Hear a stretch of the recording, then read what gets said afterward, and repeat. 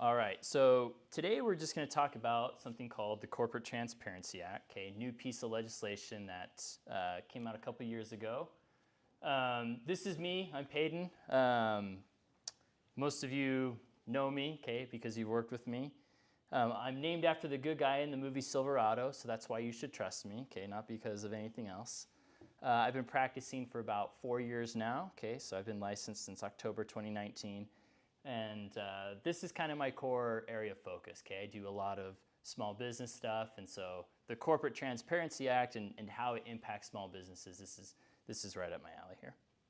Okay, so why are we here today? Okay, we'll say this a few times, but it's about the Corporate Transparency Act, learning what it is, understanding how it affects you as a business owner, and applying that understanding, that learning to your business to make sure that you're prepared for this, okay?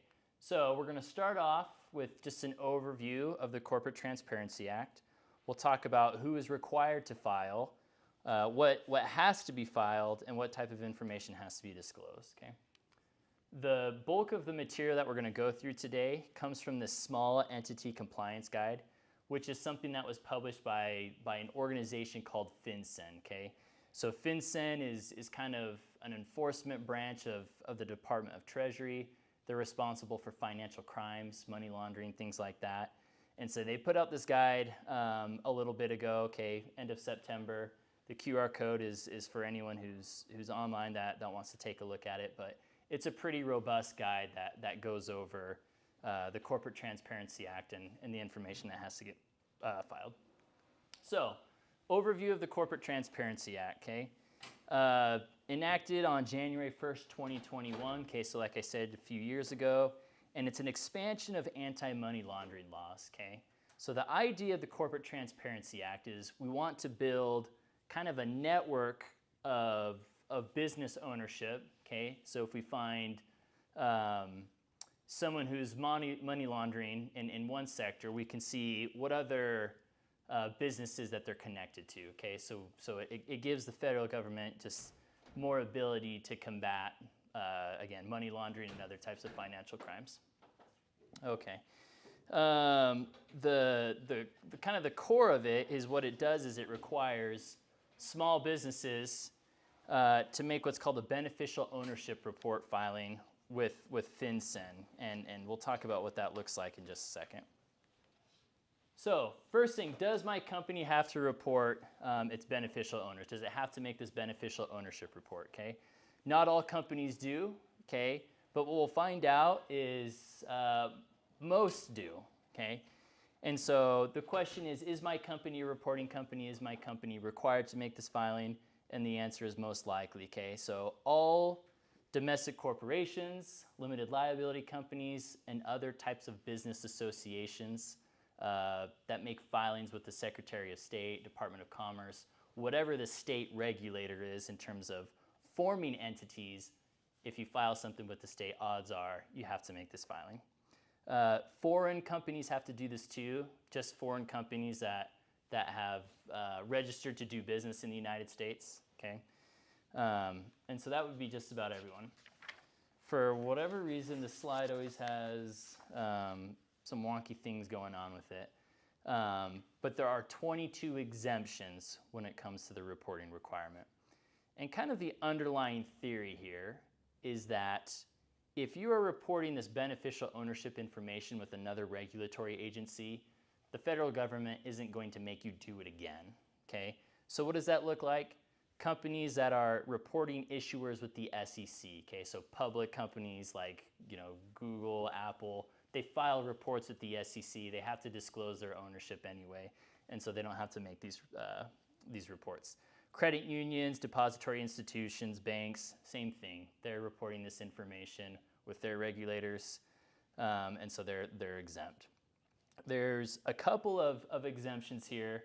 They're hard to see on the slide that might actually apply to what we might call normal people, right? Okay. And those are what we call large operating companies, okay? Those are companies with 20 or more employees who have revenues 5 million plus, okay? So there's companies that aren't so gigantic that it's possible. that they would, fall under this exemption and not be some of these other types of exemptions here. Inactive entities is another big one, okay? So if you've got that LLC that you formed that you've not done anything with, it's just sitting on the shelf, okay? If it has no business operations, it doesn't have to file. All right, so is my company exempt? Again, kind of the underlying thought here, philosophy is, unless you're reporting this information with another regulatory agency, odds are you need to go ahead and make the filing. Even the exemptions have exemptions, okay, so you should never assume that you don't need to. And why would it be bad to assume and get it wrong? Well, there's some hefty fines and penalties attached here, okay? Civil penalties, that's $500 a day per day that you don't disclose the information. It's capped at $10,000. Senior officers of the company, so that would be officers and directors of a corporation.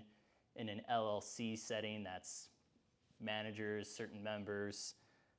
Same thing, there can be personal liability. So where you form entities to protect yourself from personal liability, this is one of the things that can kind of punch through and make you personally liable. And then in extreme cases, or maybe better put, in cases where you're actively obstructing the reporting of this information, there can be criminal penalties as well, and that's imprisonment of up to 2 years. Okay, so maybe you've looked through the exemptions, okay? You've said, okay, I do have to make this report, so what is it that I have to report? And what you have to report is who are the beneficial owners of your company? And there's basically two categories of beneficial owners. The first is anyone who exercises what we call substantial control over a company. And then the second kind of falls into that in the same way, in a way, and that's anyone who owns at least 25% of a company. We kind of have this presumption, if you've got that much ownership, then you have substantial control. You can affect the decisions of that business, including the decision to launder money potentially, right? And so those are the two categories. It doesn't matter in terms of your report whether you're reporting as someone with substantial control or you're reporting as someone who has a quarter of the business kind of a thing. All the Department of Treasury cares, all FinCEN cares about is that you are someone who has to be reported. Okay, and of course, companies can have multiple beneficial owners. So, first category, substantial control. So what is substantial control? There's kind of four buckets that we kind of put people in. Okay, so the first is you're a senior officer. Okay, so again, in a corporate setting, that's chief executive officer, president, CFO, secretary, treasurer, that sort of thing, okay? Or the directors of the company, the board of directors. In an LLC, that's typically the managers or what we might call the managing member, or it can be all the members in an LLC in some circumstances. Second kind of bucket is individuals who have authority to appoint or remove certain officers or a majority of the directors, okay? So again, in the corporate setting, what we sometimes see is stock that has special rights to appoint certain directors. And so even if your stock only is 10% of the company, but you have the authority to remove directors by virtue of what your stock looks like, you would be someone with substantial control. And we see this a lot in kind of the founder space, okay? New companies are issuing a lot of stock. They need to shore up, some controls, and so they issue a special class of stock to the founders, to specific investors to do stuff like that. Three, the individual is an important decision maker. Okay, so some businesses have that person who knows kind of the key information. Okay, who invented the widget or whatever it is, and so without them, the company is unable to succeed. Regardless of what their ownership is, they're going to be in that substantial control category.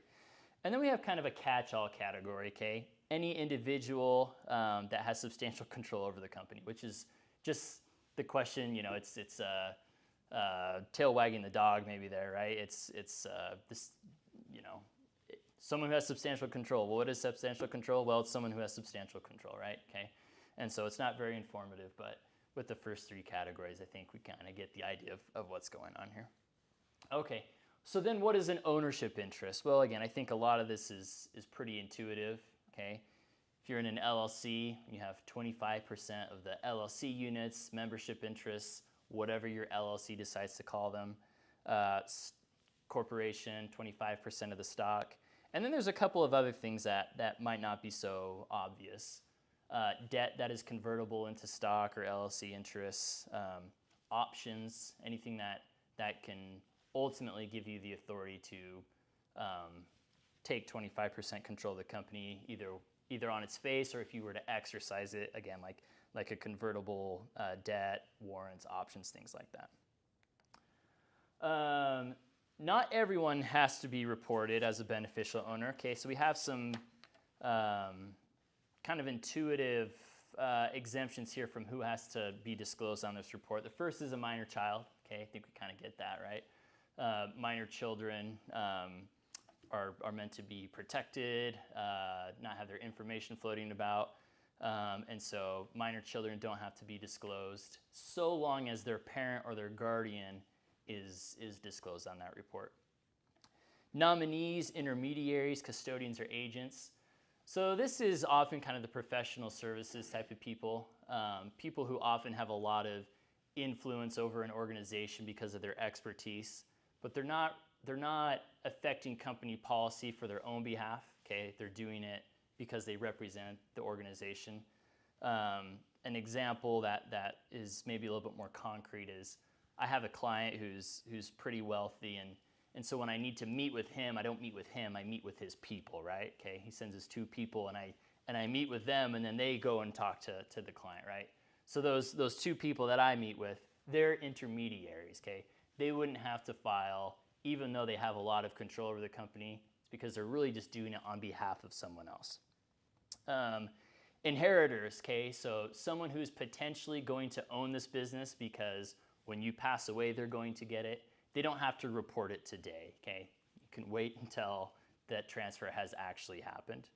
Creditors, same thing. They're exempt as long as it's kind of a straight debt relationship. And what I mean by that is if it's a loaning or a lending relationship where it's not convertible debt into stock or LLC interest, things like that, they might have a lot of control over the company, but it's specifically in a debt relationship, okay?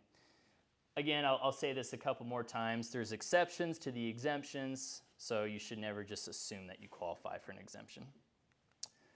So I've convinced you that your business needs to make this report. So what information do you need to start gathering? So when a company files, okay, it files its information, then it files information on its beneficial owner. So obviously we're going to need some company information, name of the company, any DBAs or trade names that it's operating under, its U.S. address, what jurisdiction it's in. So if it's a Utah LLC, the jurisdiction is the state of Utah, right? And then its tax identification number. For beneficial owners, kind of similar stuff, okay? Full legal name, date of birth, current address, unique identifying number, we'll talk about that in a second, and then a photo ID, okay? We want to be able to see who's doing this kind of stuff. So the unique identifying number, I think we kind of had a knee-jerk reaction when we first were looking at that, and we thought, oh, of course, social security number, what other number does the regulator ever ask for? And what we're finding is actually when you submit this report, when you get ready to submit it, you're going to get a unique number from FinCEN, and so we're not sure yet whether that's your FinCEN number that you're going to have to report or if it's social security number or driver's license number or something like that. So when do we have to start doing this, okay? Well, the good news is the reporting rule isn't effective until next year.